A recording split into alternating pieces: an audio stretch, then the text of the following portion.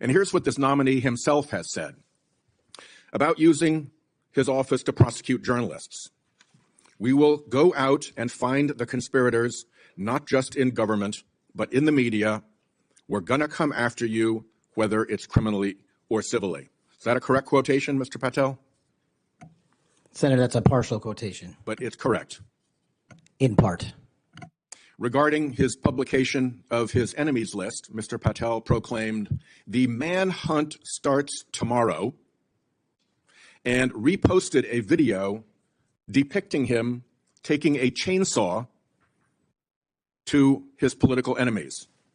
Is that you, Kash Patel, reposting that at the top of that page? Senator, I have nothing to do with the creation of that meme. Is that you reposting it, was my question. And that's me at the top.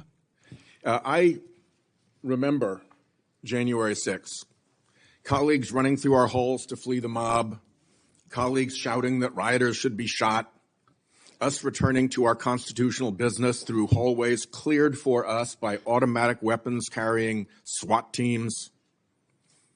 None of you, none of us, said those violent rioters should be pardoned. A Republican colleague said such pardons would be hard to believe, even absurd. Your former colleague J.D. Vance said the violent rioters should not be pardoned.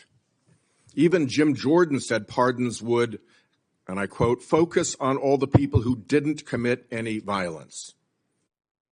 Well, Trump pardoned all of them. And there's a lesson in that. Every time you think Trump would never go that far, rethink that. We all seem to agree that violence against police is unacceptable, yet more than 600 people who physically attacked Capitol Police officers were just put back on the street, part of a 1,500-person personal Trump army, now out there with people who have proven themselves willing to do violence on Trump's call. In only 10 days, some are already back committing crimes. We've also tried as a committee together to address the dangers of illicit drug sales over the internet, and I assume we're all against murder for hire. But Trump also just pardoned a dark web operator sentenced to life in prison for trafficking illegal drugs online and accused of soliciting murders for hire. Those pardons, as Mr. Patel has said, are a mistake, but they are also a signal that we are entering a strange and dangerous time. That is the context for today's hearing. Warnings that the FBI could become Trump's enforcer, use the powers of law enforcement to stifle speech and dissent, punish political rivals of either party, and hand out free passes, get out of jail free cards to violent supporters are warnings we should heed. Here are some warnings of this nominee's Trump administration colleagues. Former Attorney General Bill Barr said, "This nominee has virtually no experience that would qualify him to serve at the highest level of the world's preeminent law enforcement agency," end quote, "and we would never be able to command the respect necessary to run the day-to-day operations of the Bureau." That's for the deputy position. Former CIA Director Gina Haspel was reported threatening to resign rather than have this nominee serve under her. John Bolton, Trump's former national security advisor, said, "I didn't think he was qualified. I was forced to hire him." Trump's deputy national security advisor, the nominee's former supervisor, said, "His ideas are ludicrous. He's absolutely unqualified for this job. He's untrustworthy. And it's an absolute disgrace to even consider an individual of this nature." That's from Republican appointees who worked with him. And here's what this nominee himself has said about using his office to prosecute journalists. "We will go out and find the conspirators, not just in government, but in the media. We're going to come after you, whether it's criminally or civilly." Is that a correct quotation, Mr. Patel? Senator, that's a partial quotation. But it's correct. In part. Regarding his publication of his enemies list, Mr. Patel proclaimed, "The manhunt starts tomorrow," and reposted a video depicting him taking a chainsaw to his political enemies. Is that you, Kash Patel, reposting that at the top of that page? Senator, I had nothing to do with the creation of that meme. Is that you reposting it, was my question. And that's me at the top. You said FBI agents were responsible for the violence on January 6th, and I quote you here, "beyond a reasonable doubt." Is that what you said? That's completely incorrect, and I appreciate the opportunity to address that. I'll give you an opportunity in writing, but this is my time now. Have at it. An Inspector Attorney General investigation found that that was false. And you said we should impeach judges who rule against Donald Trump, who are, in your words, political terrorists. When this nominee tries to explain all this away, keep one thing in mind. He's testified under oath before a Colorado judge who presided over a Trump case in which he was a witness. And the judge found, and I'm quoting here, he was not a credible witness. His testimony is not only illogical, but completely devoid of any evidence in the record. That's from a judge. This is a dangerous time, and I ask all my colleagues to consider whether these plain comments by this person and by his own Trump administration colleagues should be given a blind eye, just overlooked, or whether, like the warnings of pardoning violent January 6 offenders, they're warnings to be heeded. There is an unfathomable difference between a seeming facade being constructed around this nominee here today and what he has actually done and said in real life when left to his own devices.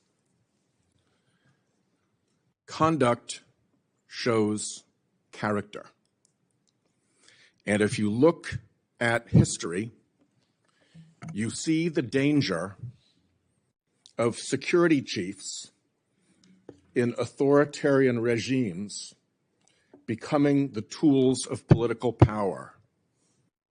The characteristics that they often show are that they are vengeful, that they are grandiose, that they are intemperate, that they are partisan and blindly loyal, and that they are servile and won't say no. I'm afraid that the history of this nominee's conduct raises those warnings. And I yield my 1 second back. Before Senator Cornyn, you said you'd like to explain something. I forget the point he made. You can do that now if you want to. Simply this, Senator. In the collective, all of those statements are taken out of grotesque context.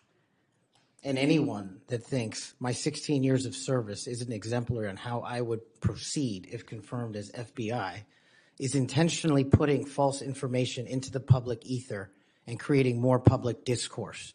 The only thing that will matter if I'm confirmed as a director of the FBI is a de-weaponized, depoliticized system of law enforcement completely devoted to rigorous obedience to the Constitution and a singular standard of justice. Before I call on Senator Cornyn, I'd like to say that we've heard about the January 6 pardons. Inside a tense Senate hearing, Senator Sheldon Whitehouse did what few have dared to do, confront Trump's pick for FBI Director Kash Patel head-on. Whitehouse reminded the chamber of the nightmare we all remember, January 6th, lawmakers fleeing the mob, Capitol Police under siege, the sound of gunfire echoing through America's temple of democracy. And yet, here we are, with Trump pardoning hundreds of those violent rioters and setting them loose again.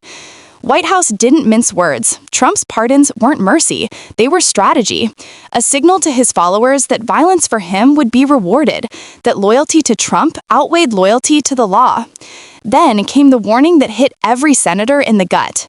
Every time you think Trump wouldn't go that far, rethink that. Because this isn't just about one pardon. It's about a movement trying to normalize impunity, to build a personal army, as Whitehouse put it, ready to act on Trump's call. And at the center of it all stands Kash Patel, the man Trump wants leading the FBI, a man Trump's own allies have called unqualified, untrustworthy, and dangerous. Bill Barr said he'd never command respect inside the Bureau. Gina Haspel reportedly threatened to resign if he were promoted. John Bolton called his ideas ludicrous. When even Trump's inner circle sounds the alarm, you know something's off the rails. Whitehouse then revealed Patel's own words, vowing to come after journalists, to hunt down enemies, and even reposting a video of himself wielding a chainsaw against political opponents. This isn't law enforcement, it's intimidation politics. Patel tried to dodge and spin, claiming everything was taken out of context. But context doesn't change character. And as Whitehouse reminded the committee, Patel has already been found by a judge to be not a credible witness. That's not partisan spin, that's a matter of record. So the question becomes chillingly clear. If this man is given control of the FBI, will the Bureau serve the Constitution or Donald Trump? Whitehouse closed with a warning that felt less like a speech and more like a prophecy. History is filled with security chiefs who became tools of authoritarian power, men who were vengeful, grandiose, blindly loyal. And Patel checks every box. This wasn't just another hearing, it was a red alert for American democracy.